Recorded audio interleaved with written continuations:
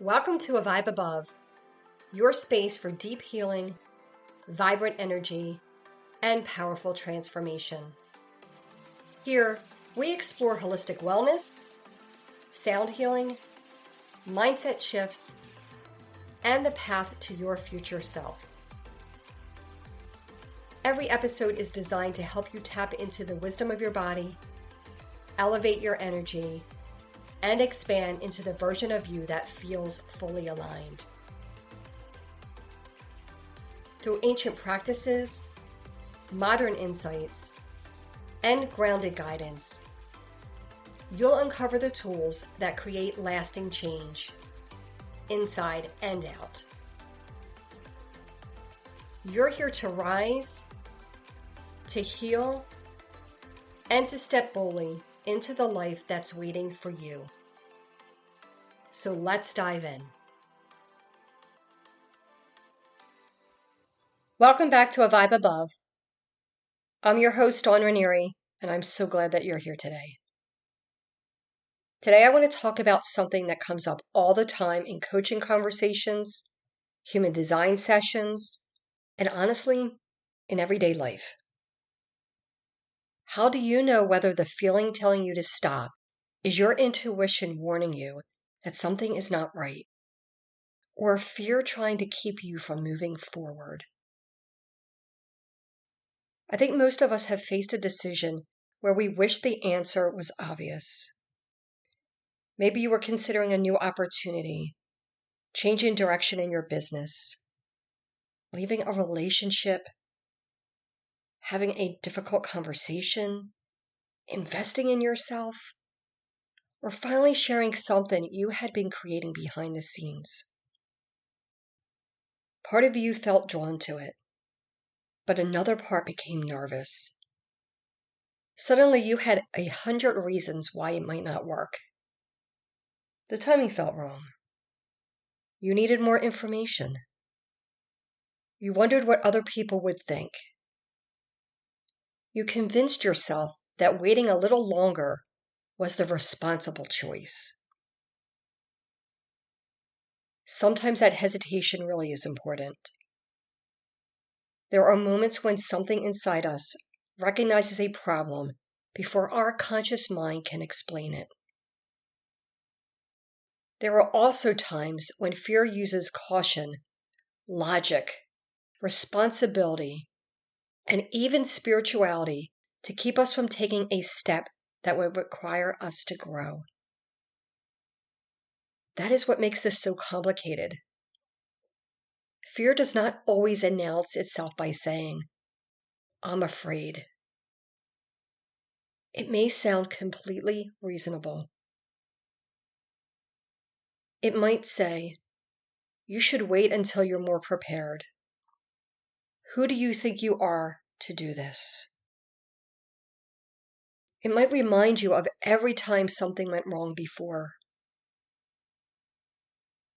It might tell you that you need one more certification, one more opinion, or one more sign before you can trust the answer you already feel. Intuition can be misunderstood. We sometimes expect it to arrive as a loud, unmistakable message, but it may be much quieter than that. It can feel like a subtle knowing, a response in the body, a sense of openness or contraction, or a clear answer that appears before the mind starts building an argument around it. So how do we begin recognizing the difference? One of the biggest misunderstandings about fear is the belief that if we feel afraid, we must be moving in the wrong direction. We assume that a aligned decision should feel peaceful and certain from the beginning. Sometimes it does. Other times, the right step asks us to leave something familiar, become more visible, risk being misunderstood, or move forward without knowing exactly how everything will turn out. Of course, fear may show up. Imagine that you are preparing to speak in front of a group for the first time. You care deeply about the message. You know you're meant to share it, and the opportunity feels important. At the same time, your heart is racing, your stomach feels unsettled, and your mind is imagining everything could go wrong. Those physical sensations do not automatically mean that speaking is the wrong choice. Your nervous system may simply recognize that you're entering unfamiliar territory and that other people will be able to see and evaluate you. The body is designed to protect us. It responds quickly to anything it perceives as a possible threat, but it doesn't always distinguish between immediate danger and emotional risk. Being visible, disappointing someone, making a mistake, trying something new, or choosing a path other people do not understand can all activate a protective response.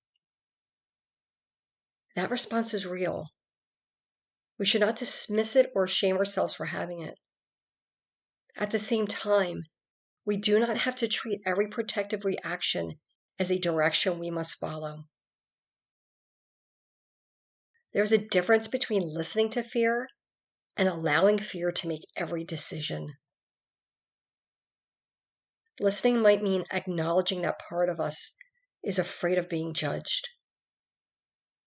We can slow down, support the nervous system, prepare thoughtfully, and decide whether we still want to move forward. Allowing fear to take over might mean canceling the opportunity immediately and calling that decision intuition without looking any deeper. Fear often wants immediate relief. It wants to escape the discomfort, close the door, delay the conversation, or return to what feels familiar. Once we do that, we may experience a temporary sense of calm. That relief can make us believe that we made the right decision when we may have simply removed the thing that activated us. This does not mean we should push through every fear. It means that the disappearance of discomfort is not always proof that a choice is right. Fear can be surprisingly intelligent. It knows what arguments will get our attention. If you value responsibility, fear may tell you that changing direction would be irresponsible. If you care deeply about other people, it may convince you that honoring your own needs would be selfish. If you pride yourself on being prepared, it may keep finding more things you need to learn before you begin. For someone who values spirituality or intuition, fear may even disguise itself as a sign. A minor complication appears, and suddenly the mind decides the universe must be saying no. We can become so focused on finding confirmation outside ourselves that almost anything can be interpreted as proof of what fear already wants us to believe. Sometimes a delay is a simple delay. A difficult day does not necessarily mean the entire path is wrong. Nervousness is not always a warning, and uncertainty is not the same as misalignment. Fear also tends to build a story. It moves quickly from choice in front of us to an imagined future in which everything falls apart. One uncomfortable conversation becomes the end of a relationship. One new offer that may not sell becomes proof that the business will never succeed.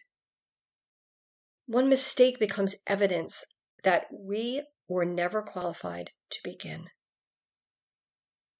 The original concern may be worth considering, but fear multiplies it until the possible consequence feels much larger than the actual decision. Inner knowing often feels different. It may not provide a full explanation, and it does not always tell us what's happening next. But there can be a simplicity to it. The mind may still argue, yet something underneath the argument remains consistent. Fear usually gets louder as it searches for certainty. Inner knowing often stays quietly present. This is where human design can add an important layer to the conversation. We do not all receive clarity in the same way. And one of the reasons people struggle to trust themselves is that they have been taught to look for an answer in a form that may not be natural for them. Some people experience a clear response in the moment. Their body moves toward or away from something before the mind has time to analyze it. Others need to move through an emotional wave before they can know what is right. What feels exciting at the top of the wave or impossible at the bottom may look very different once the emotional intensity settles. Some people experience instinct as a subtle awareness in the present moment. Others need to talk through what they're considering and hear their own truth emerge through that conversation. There are also people whose clarity is deeply connected to the environment they are in and the people around them. This is why generic advice such as trust your gut or sleep on it does not work equally well for everyone. It may be useful for one person and completely disconnected from how someone else is designed to make decisions. Human design does not make the choice for us. It helps us recognize where our reliable decision-making process lives so that we can stop expecting the mind to provide certainty it was never designed to give. The mind is valuable. It helps us research, compare information, anticipate needs, and make sense of our experiences. The difficulty comes when we ask it to eliminate every unknown before we act. It cannot do that, so it often tries to protect us by returning to what is familiar. Your human design authority offers a different place from which to make a decision. Learning to recognize it takes practice, especially if you have spent most of your life making choices through overthinking, pressure, people-pleasing, or fear of getting it wrong. We also need to bring the nervous system into this conversation because it influences what we are able to hear. When the nervous system senses danger, our attention narrows. We become more focused on protection, and it may be difficult to access creativity, perspective, or the quieter signals within us. We might fight, run, freeze, shut down, or try to keep everyone happy so that connection feels secure. In that state, everything can feel urgent. We may think we need to answer immediately, fix the situation, make the other person happy, or get away from the discomfort as quickly as possible. This is not usually the best time to force clarity. If a decision is not truly urgent, give your system an opportunity to settle. Take a walk, breathe, move your body, spend time somewhere you feel grounded, or step away from the opinions of other people. This is not about using nervous system regulation to make fear disappear. It is about creating enough internal space to hear what else may be present. Once intensity settles, you can return to the decision and notice what remains. Does the opportunity still feel wrong, or does it simply feel new? Is there a consistent sense that something is off, or is your mind focused on how other people might respond? Are you protecting yourself from an actual harm or from the vulnerability of being seen, changing, or possibly failing? There's an important difference between honoring the body and allowing an activated state to define the truth, the whole truth. Sometimes after the nervous system settles, the answer is still no. That matters. Other times the fear softens enough for us to recognize that we really do want the opportunity. We are simply afraid of what it will ask us to become. We often imagine intuition leading us toward what feels good and away from what feels uncomfortable. In reality, inner guidance may lead us directly toward an experience that stretches us. It may guide us into a conversation we would rather avoid because honesty is necessary. It may lead us away from something that looks secure but no longer feels right. It can call us toward a new role before we feel completely qualified, or ask us to become visible after years of feeling safer behind the scenes. That aligned choice is not always the most comfortable one. It is often the choice that feels most honest. That honesty can carry both fear and a deeper sense of rightness at the same time. You may feel nervous and still know you want to proceed. You may grieve what you are leaving while recognizing that you cannot remain where you are. You may wish there was a guarantee while knowing that waiting for one will keep you in the same place. This is why we cannot use emotion alone as a universal test. If it feels scary, do not do it. Is no more reliable then. Feel the fear and do it anyway. Both ignore the individual person, the circumstances, and the nature of the decision. There are fears that invite us to grow, and there are warnings that ask us to pay attention. Self-trust develops as we become more familiar with how each one speaks within us. When I work with people around fear, I am often less interested in eliminating it than understanding what it believes it's protecting. Let's say you want to launch a new service, but you keep changing the offer, rewriting the description, or deciding the timing is not right.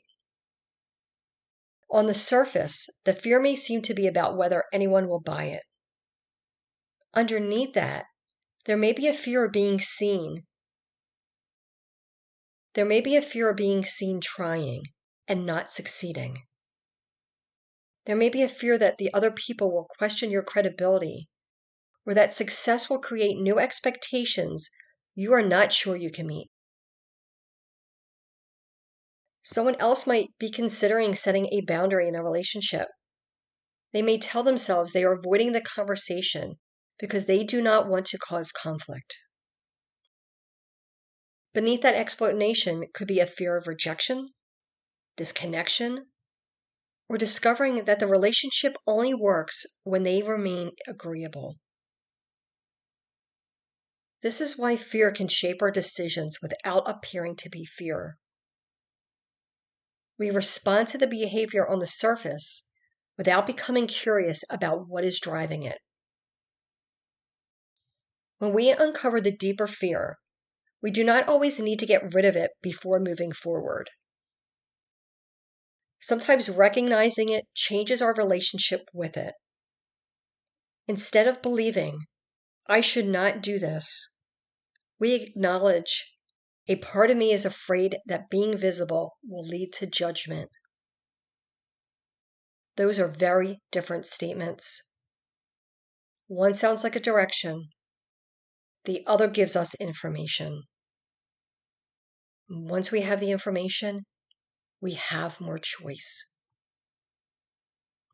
Fear has patterns, and learning yours can be incredibly revealing. Does it become perfectionism? Do you keep improving something so you never have to release it? Does it become overthinking? Do you search for so much information that the original answer becomes buried beneath everyone else's opinions? Does it become procrastination? Do you remain busy with smaller tasks while avoiding the one action that could actually move something forward? Does fear make you rush because slowing down might bring you face to face with what you already know? Does it make you seek approval from people who cannot possibly know what is right for you? Or does it persuade you to remain silent because speaking clearly might change how others see you? These patterns are not evidence that something is wrong with you. Most of them have been developed for a reason. They may have helped you preserve connection, avoid criticism, stay safe, or function within an environment where being fully yourself did not feel welcome. The question is whether the same pattern is still protecting you now, or whether it has begun limiting the life you're trying to create. When I'm trying to understand whether fear or inner knowing is influencing a decision, I find it helpful to slow the conversation down. Instead of demanding an immediate yes or no, we can ask better questions. What was my first response before I began explaining it? Am I responding to what is actually happening or to a future I'm imagining?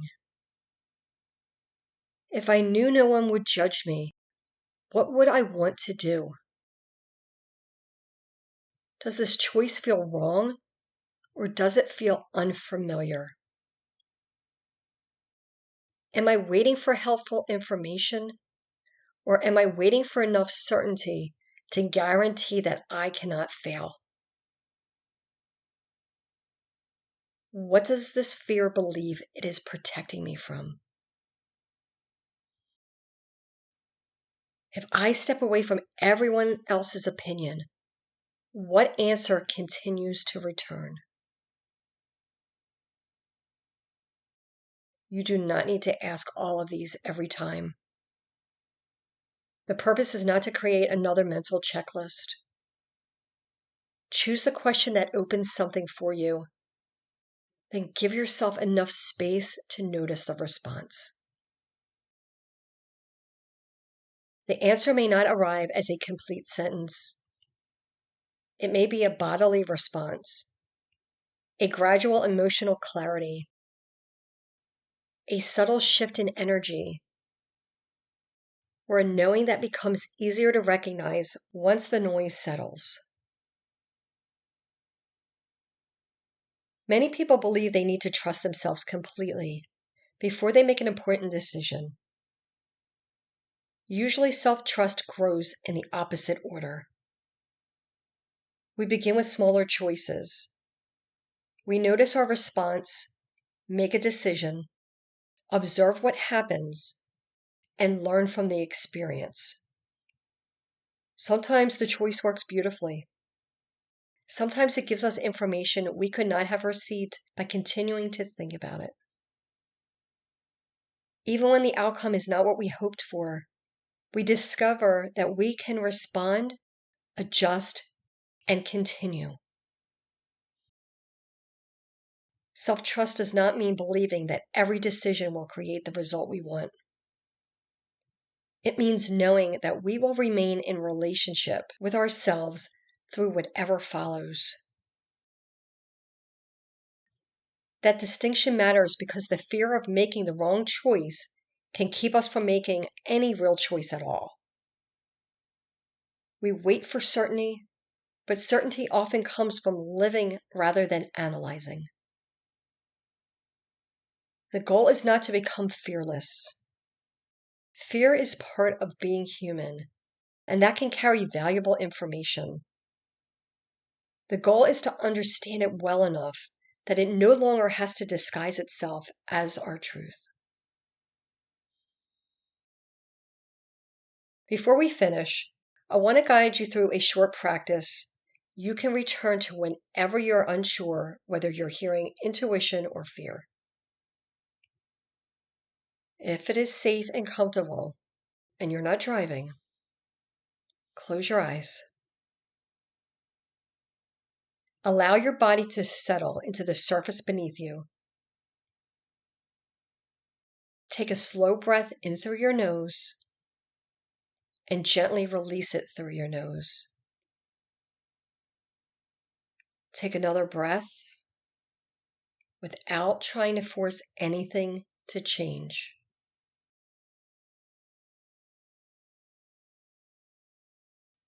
Bring one decision to mind. Choose something real, but not something so overwhelming that you immediately leave the present moment.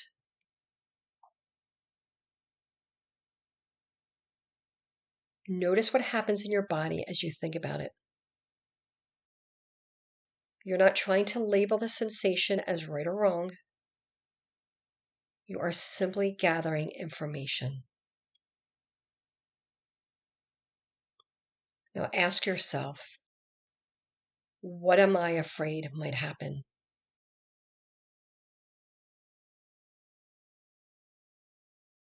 Let the first honest answer come forward.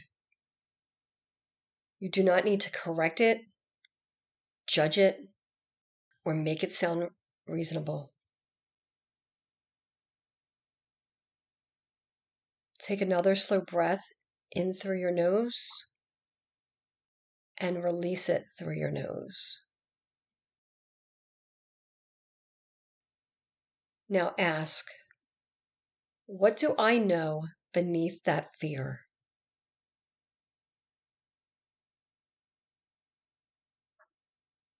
Again, allow the answer to arrive in whatever way is natural for you. It may be a word, a feeling, a bodily response, an image, or simply a little more space.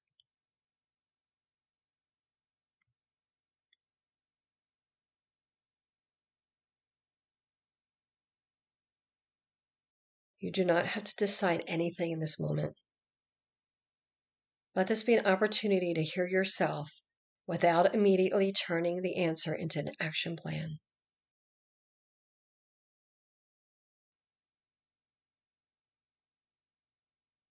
Take one final breath, and when you're ready, gently open your eyes.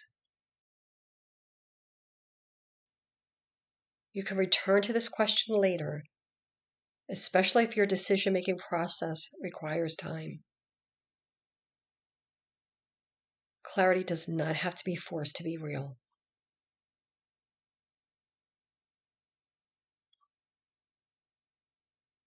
This conversation is also part of what inspired my upcoming human design workshop, Fearless by Design: The Hidden Fears Shaping Your Leadership, Decisions, and Growth.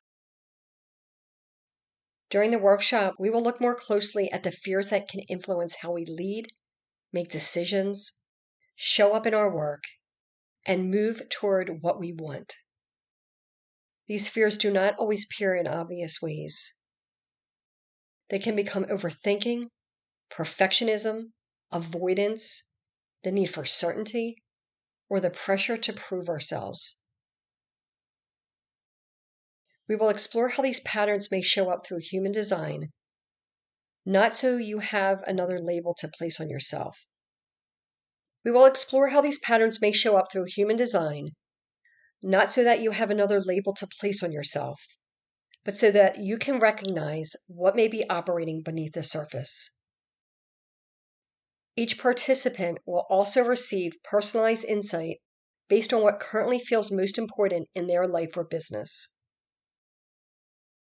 If you have been feeling stuck between what you sense is possible and the fear that keeps making you question yourself, this workshop may help you understand what is really happening. You can learn more and register at avibeabove.com/fearless-by-design. The replay will also be available if you cannot attend live.